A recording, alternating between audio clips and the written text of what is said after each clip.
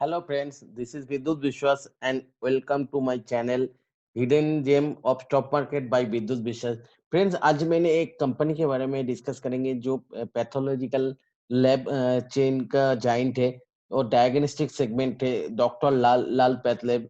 ये आप लोगों को सबको पता है, इंडियन जो डायग्नोस्टिक इंडस्ट्री है उसमें मार्केट लीडर है। ये कंपनी का इसका टेक्निकल चार्ट क्या है, इसका मार्केट शेयर क्या है और इसका जो डायग्नोस्टिक इंडस्ट्री है उसका इंडिया में उसका एक्चुअल स्ट्रक्चर और पेनिट्रेशन और डॉक्टर लाल जैसे ऑर्गेनिक प्लेट के लिए क्या फ्यूचर है, ईच एंड एवरीथिंग में डिस्कस करेंगे। और at the end of the video तो इसमें हम लोग को क्या करना चाहिए, इसमें एंट्री करना चाहिए और नहीं करना चाहिए, अगर करना है तो क्या क्या प्रिकॉशंस लेना है, ईच एंड एवरीथिंग में डिस्कस करेंगे।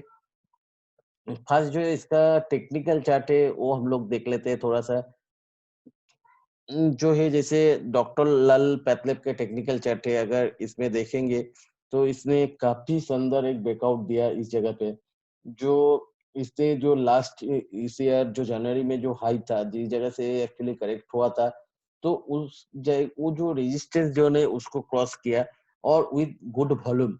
तो इसको हम लोग एक 5-6 महीने का पहले जो हाई था उसको क्रॉस किया। तो आप लोग जो मेरे को कंटिन्यूअसली फॉलो करते हैं वो जानते हैं, कभी मैंने जो ये शॉर्ट टर्म ब्रेकआउट होते हैं उसके ऊपर भरोसा करके एंट्री नहीं लेते। तो इसमें थोड़ा देख लेते हैं लॉन्ग टर्म चार्ट क्या बोलते हैं। जो इसने जो देख सकते हो लिस्टेड हुआ था 2015 का दिसंबर में, उसके बाद 2016 का सितंबर में इसने एक जो हाई दिया था उसका ऑल टाइम हाई, तो उसके बाद उसके नीचे ही उसने ट्रेड किया for the next 3-4 years. And ultimately 3-4 साल वो जो रेंज है, रेंज बाउंड मूव देने के बाद उसने इसको ब्रेक करके ऊपर आया। तो ये जो मल्टी ईयर ब्रेकआउट होता है, वो जनरली कोई स्टॉक जब मल्टी ईयर ब्रेकआउट देते हैं तो उसको कुछ पॉजिटिव कुछ होने वाला ही है, जो चार्ट चार्ट हम लोगों को एडवांसली बोलता है। लेकिन मल्टी ईयर ब्रेकआउट के बाद ये थोड़ा-सा, हमेशा मैंने जो देखा मल्टी ईयर ब्रेकआउट के बाद कोई भी स्टॉक थोड़ा-सा कंसोलिडेट करते हैं। उसका जो एक्चुअल मूव आता है वो सेकंड ब्रेकआउट के बाद आता है। तो इसने मल्टी ईयर ब्रेकआउट के बाद जैसे एक स्प्रिंग जैसे मूव दिया और उसके बाद फिर से उसको रिटेस्ट करके करने आया जो मल्टी ईयर ब्रेकआउट है। लेकिन उसको रिटेस्ट करके अभी जो सेकंड ब्रेकआउट आया, तो उसके बाद जनरली कोई भी स्टॉक अच्छा मूव देते हैं। तो टेक्निकली इसको बोल सकते हैं बहुत ही अच्छा एक ब्रेकआउट है। जो जिस तरह का ब्रेकआउट आपको बहुत ही शॉर्टेस्ट टाइम पे जैसे 1-2 साल के अंदर इसने डबल रिटर्न दे सकता है। तो इसमें डबल रिटर्न देने का एक स्कोप है 1-2 साल का अंदर। तो जिसे टेक्निकली बोल सकता हूँ ये अच्छा है, लेकिन कोई चीज़ का मार्केट में गारंटी नहीं होता है, तो इसका क्या स्टॉप लॉस होगा, कहाँ पे हम लोगों को एग्ज़िट कर जाना चाहिए, वो वीडियो का एंड में ये मैं बताऊँगा। तो अभी थोड़ा इसका फंडामेंटल्स के बारे में देख लेते हैं। इसका जो बैलेंस शीट ये कैसे लग रहा है। अगर बैलेंस शीट में देखेंगे, रेवेन्यू कंटीन्यूअसली 12% सीएजीआर के हिसाब से बढ़ रहा है। पैट भी जो है 15% सीएजीआर के हिसाब से बढ़ रहा है। इसका मेन पैथोलॉजिकल बिजनेस है तो पेशेंट इसका मेन चीज़ है, तो पेशेंट 13% सीएजीआर के हिसाब से बढ़ रहा है और जो टेस्ट है वो भी 17% सीएजीआर के हिसाब से बढ़ रहा है नाम। लेकिन इसका जो मेन चीज़ है फंडामेंटल बैलेंस शीट में, वो है डेब्ट फ्री स्ट्रक्चर। इसका बैलेंस शीट जब से अभी तक अवेलेबल है, कभी इसका बैलेंस शीट में डेब्ट दिखा ही नहीं है। तो डेब्ट फ्री स्ट्रक्चर की तो अभी इसमें अगर देखेंगे तो बैलेंस शीट में कोई डेब्ट नहीं है, लेकिन इसने इम्पैक्ट स्ट्रक्चर कभी कंटीन्यूअसली इंक्रीज कर रहे हैं। तो ये फिगर से क्या दिख रहा है, actually number of clinical laboratories जो एक डायग्नोस्टिक्स और पैथोलॉजिकल लैब बेस्ड कंपनी का मेन चीज होता है, जो लेबोरेटरीज वो कंटिन्यूअसली नंबर ऑफ लेबोरेटरीज बढ़ रहे हैं। 195 जो लेबोरेटरीज, 193 लेबोरेटरीज जो 2018 में था, अभी 216 लेबोरेटरीज है। और जो पब्लिक सैंपल कलेक्शन सेंटर्स है वो 2018 में था 2153 and now at the 2020 is 3095। तो हर साल 500 करके 500 करके नए नए पब्लिक सैंपल कलेक्शन सेंटर्स बढ़ रहे हैं। और पब्लिक पिकअप पॉइंट्स भी जो है, जैसे 2018 में 5624 था नंबर, अभी 6995। तो 2 साल में 1400 पब्लिक मतलब पिकअप पॉइंट्स बढ़ गया। तो इंफ्रास्ट्रक्चर कंटिन्यूअसली बढ़ रहा है विदाउट एनी एडिंग डेब्ट एट देयर बैलेंस शीट। तो this is a very good positive points of this company. So लेकिन हम लोगों को सिर्फ ये जो बैलेंस शीट है, इसका इंफ्रास्ट्रक्चर बढ़ रहा है, इससे नहीं होगा। ये जो इंडस्ट्री है उसका मतलब क्या प्रेजेंस है इंडिया में वो देखना जरूरी है। तो इंडियन जो हेल्थ केयर इंडस्ट्री है, तो as per data up to 2025 it will be 307 billion USD market. And उसमें जो है हॉस्पिटल्स एंड हेल्थ केयर, जो हॉस्पिटल्स है उसका मेन मार्केट शेयर है। 68% जो इसका मार्केट शेयर रहेगा वो हमेशा हॉस्पिटल। तो डायग्नोस्टिक्स इंडस्ट्री जो है 6 to 7% मार्केट शेयर है टोटल हेल्थ केयर बिजनेस में। उसमें भी जो अभी का प्रेजेंट इंफ्रास्ट्रक्चर के हिसाब से 2019 का डेटा के हिसाब से अनऑर्गेनिक सेक्टर के पास 48% मार्केट शेयर है। अनऑर्गेनिक सेक्टर क्या होता है, जैसे इंडिया में आप देखोगे जो सेमी अर्बन और रूरल एरिया में जो ऑर्गेनाइज स्ट्रक्चरल लैब बहुत ही रेयर है। तो हमारा एरिया में भी छोटा होता है, जैसे मैं सेमी अर्बन एरिया से हूँ तो उस जगह पे भी बहुत रियरली कोई एक ऑर्गेनाइज सेक्टर का लैब मिलते हैं। तो हम लोग ना देखते, कोई डॉक्टर ने टेस्ट करने को बोला तो कहाँ पर भी जाके एक लैब है उधर टेस्ट कर ले, हम लोग कभी देखता नहीं उसके पास कौन सा सर्टिफिकेशन है, नहीं है इचन नहीं है, वो छोटा वही सिटी में मिलता है ना, आपको दूसरा कोई एरिया में उसको कोई ब्रांच या तो कुछ भी नहीं मिलेगा। ये होता है अनऑर्गेनिक सेक्टर, अभी ये पूरा इंडिया को लीड करते हैं। तो इसके पास ही इंडिया में 48% मार्केट शेयर है। और जो और बाकी जो 37% मार्केट शेयर है हॉस्पिटल्स के पास। ओनली जो ऑर्गेनाइज सेक्टर है जो सिर्फ सिटियों में और अर्बन एरियाज में मिलता रहता है, तो उसके पास सिर्फ 15% मार्केट शेयर है। तो फ्रेंड्स यू कैन अंडरस्टैंड, जैसे जैसे आदमी के पास ये जो मतलब हेल्थ रिलेटेड हेल्थ कॉन्शियसनेस ये सब बढ़ेगा, आदमी का अवेयरनेस बढ़ेगा, तो हम लोग क्या करेंगे। जैसे अभी मैं थोड़ा सा अवेयरनेस बढ़ा तो मैं ऑर्गेनाइज लैब में ही टेस्ट करते हैं, क्योंकि जो छोटा मोटा लैब हो अनऑथराइज लैब है उन लोगों को टेस्ट करने के हमेशा ये गलत रिजल्ट मैक्सिमम टाइम आने का चांस रहता है। सब कुछ देर इज, तो हम लोग अभी क्या होता है अच्छा कोई लैब छोड़ के टेस्ट नहीं करते। तो इससे ही होता है आदमी का जो हेल्थ कॉन्शियसनेस वो सब बढ़ने के साथ साथ जो ऑर्गेनिक प्लांट होता है उसका मार्केट शेयर बढ़ते रहता है। इंडिया का अगर देखेंगे जो मतलब हेल्थ केयर क्यों, ये जो डायग्नोस्टिक इंडस्ट्री है इसका मार्केट क्यों बढ़ेगा, तो हेल्थ केयर इंडस्ट्री जो है टोटली उसको थोड़ा एनालिसिस करना चाहिए। इसके 3 सेगमेंट है। प्राइमरी केयर, जिसमें छोटा मोटा वो जो जैसे नॉर्मल सर्दी बुखार ये सब हुआ उसमें से प्रिवेंटिव ट्रीटमेंट करना होता है आदमी का, जैसे इम्यूनिटी पावर बढ़ाना पड़ता है, इम्यूनिटी ट्रीटमेंट होता है तो उसको प्राइमरी केयर बोलते हैं। सेकेंडरी केयर, जैसे अब छोटा मोटा कोई बीमारी हुआ और जिसके लिए आपको कांस्टेंट मेडिकल अटेंशन का जरूरत है, हॉस्पिटलाइजेशन का जरूरत है 4-5 दिन के लिए, कुछ ही दिनों के लिए। और जो टर्शियरी केयर एक होता है जिसमें आपको स्पेशलाइज कोई बीमारी हुआ जिसके लिए स्पेशलाइज ट्रीटमेंट जरूरी है। अभी आप देखोगे जो जो टर्शियरी केयर एंड सारे जो फैसिलिटीज है अर्बन एरिया में तो सब कुछ मिलते रहता है, लेकिन सेमी अर्बन और रूरल में ये सब तो कुछ भी में, सेमी अर्बन में तब भी कुछ अनऑथराइज सेक्टर अवेलेबल है, लेकिन रूरल में तो वो लोगों को कितना दूर दूर जाना पड़ता है आप लोग सोच भी नहीं सकते हो। तो रूरल में जैसे काफी सारे 2-3 स्टेशन या तो मतलब लगभग 20-30 किलोमीटर जाने के बाद शायद कहाँ पे एक लैब मिलता रहता है, तब भी वो भी अनऑर्गेनाइज लैब होता है।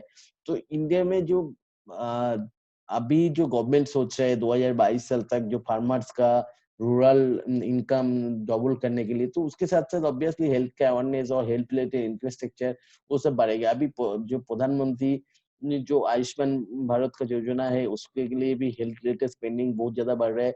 और धीरे धीरे after Covid situation obviously health infrastructure बढ़ेगा हर जगह पे, जिसका कमी है अभी देख रहे हैं। तो ये जो हेल्थ रिलेटेड इंफ्रास्ट्रक्चर का स्पेंडिंग जितना बढ़ेगा, तो ये सब जो डायग्नोस्टिक लैब और ऑर्गेनिक प्लेयर ये सब का पेनिट्रेशन इंडिया में बहुत ज्यादा बढ़ेगा। तो इसके अगर देखेंगे और ये सेक्टर इसको जो डायग्नोस्टिक सेक्टर अगर बढ़ेगा, इसका प्रेजेंस मतलब रूरल और सेमी अर्बन एरिया में जितना बढ़ेगा, तो इसके जो इस अभी इस मार्केट में मार्केट लीडर डॉक्टर लाल है, तो इसका प्रेजेंस ऑब्वियसली इसके सबसे ज्यादा बेनिफिट होगा। बाकी जो प्लेयर जिस रेट से ग्रो करेगा तो उससे बहुत ज्यादा रेट से ग्रो करेगा। तो इसका अभी जैसे है प्रेजेंस हम लोग देखेंगे मेनली दिल्ली एनसीआर में इसका 40% बिजनेस है, rest north of the India 29% business है। तो almost 69 to 70% business mainly north India में ही है इंक्लूडिंग दिल्ली, और 14% इज द ईस्ट।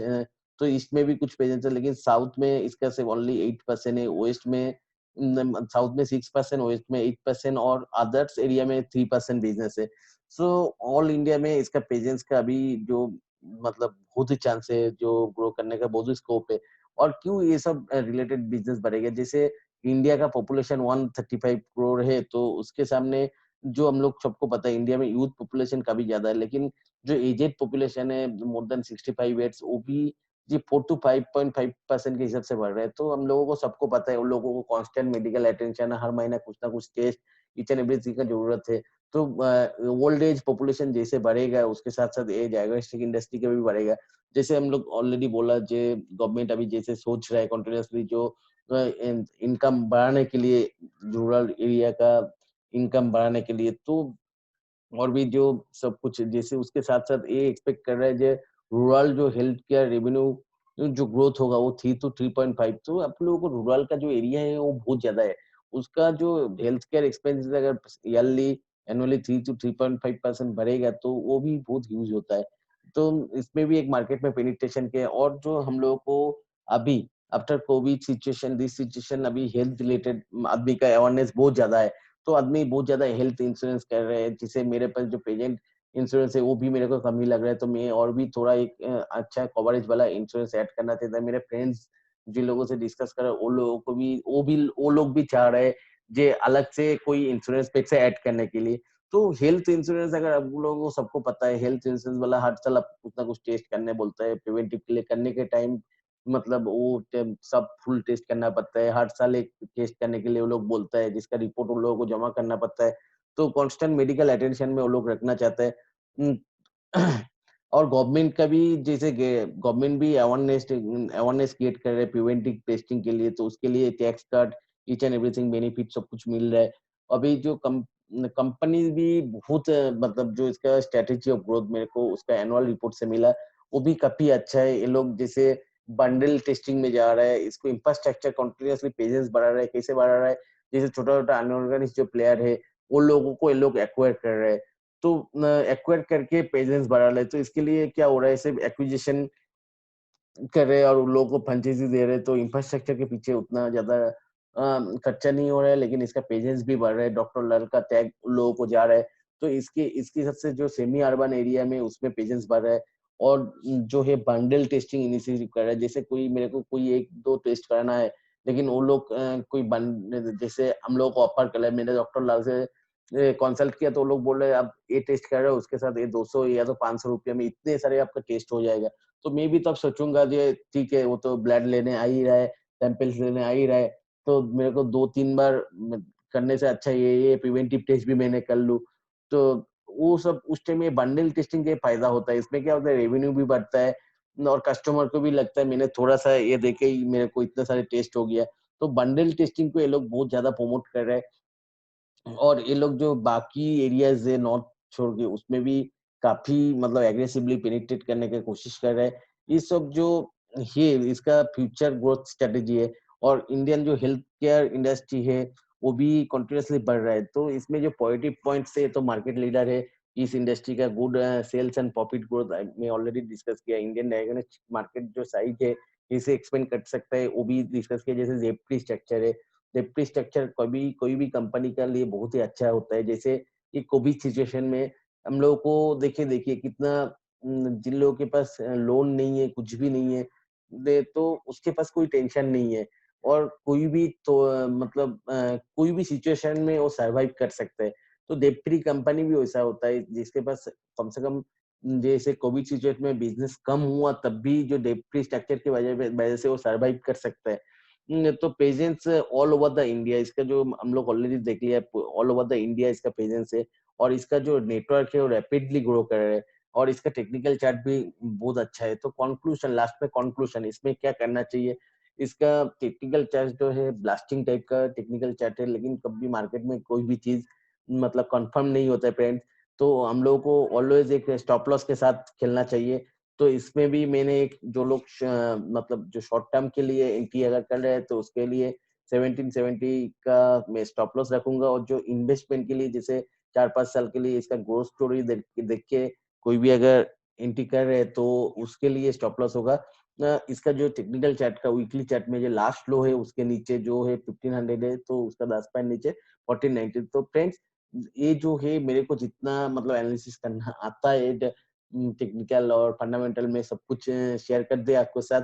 तो लेकिन फ्रेंड्स ये जो टोटल ये सब चीज़ शेयर किया है मैंने पूरा टोटली लर्निंग पर्पज़ के लिए। आप लोग मेरा वीडियो देखो और उससे कुछ सीख पाए हो तो बहुत अच्छा है। लेकिन फ्रेंड्स मैं सेबी रजिस्टर्ड एनालिसिस नहीं है तो मैं कभी मतलब आप लोगों को कोई मतलब टिप्स या तो ये सब कुछ दे नहीं सकता हूँ और ना मेरे को ऑथराइजेशन है आपको कोई रिकमेंडेशन देने को। तो इसको फ्रेंड्स आप लोग सिर्फ लर्निंग पर्पस के लिए यूज़ करो। आपको अगर इसमें एंट्री करना ही है तो खुद का एनालिसिस करो, इसके ऊपर खुद का स्टडी करो और भी गूगल में डेटा सर्च करो और कोई सर्टिफाइड फाइनेंशियल एनालिसिस के साथ कंसल्ट करके इसमें एंट्री करो। फ्रेंड्स मेरा वीडियो अगर अच्छा लगा मेरा चैनल को सब्सक्राइब कीजिए और बेल नोटिफिकेशन जो है इसको दबाइए तो मेरा कोई भी नया वीडियो आएगा तो तुरंत आपके पास मैसेज आ जाए, उसका नोटिफिकेशन आ जाएगा। तो फ्रेंड्स ये वीडियो के लिए अभी इतना ही है। चलो बाय।